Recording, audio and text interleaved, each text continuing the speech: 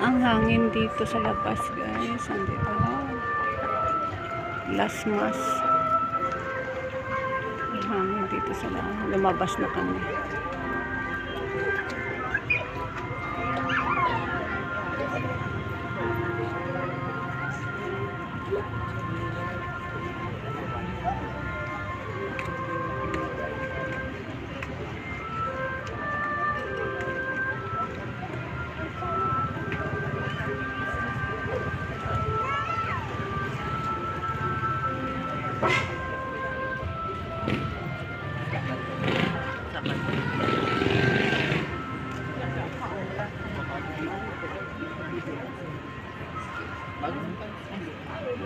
Let us pray.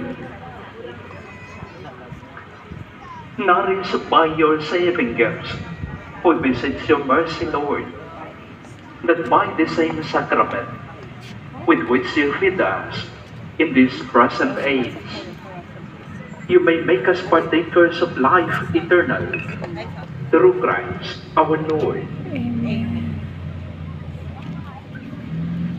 Pagsiupo po natin.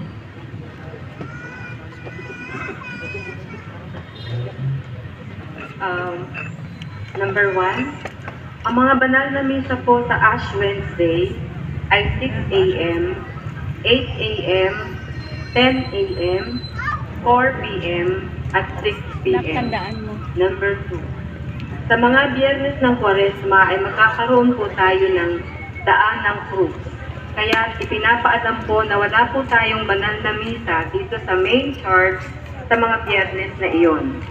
Magsisimula po ito sa March 7 sa komunidad ng Meadowville at Phase 8 Magdalo. Magtitipon po ang lahat sa main gate ng Meadowville. Ang banal na misa ay gaganapin sa covered court ng Phase 8 Magdalo.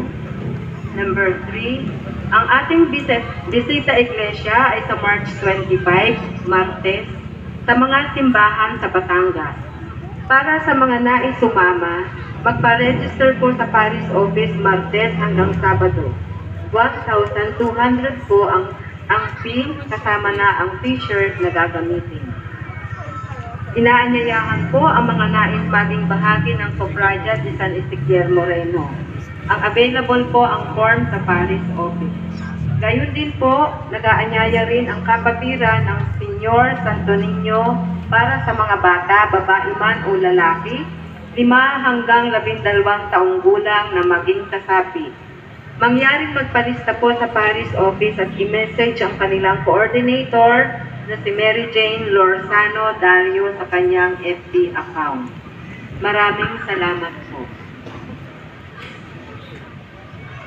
Mulit-muli po mga kapatid, sa ngalan po ni Father Conrad, sa ngalan po ng ating inang simbahan Santo Niño, maraming salamat po sa inyong pagparito, sa inyong panalangin, sa inyong kabutihan, sa inyong mga sakripisyo. Maraming salamat po sa lahat po ng mga naglingkod. Maraming salamat po sa inyong lahat. The Lord be with you. And with your spirit. May Almighty God bless you, the Father and the Son and the Holy Spirit.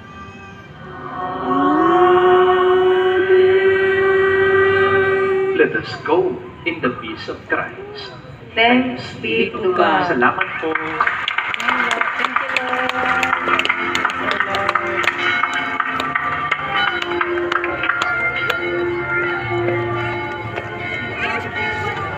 Thanks, God. Amen. Ang pilis na.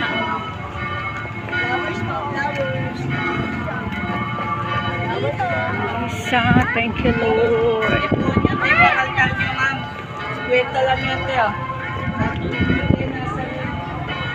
Ang lamig.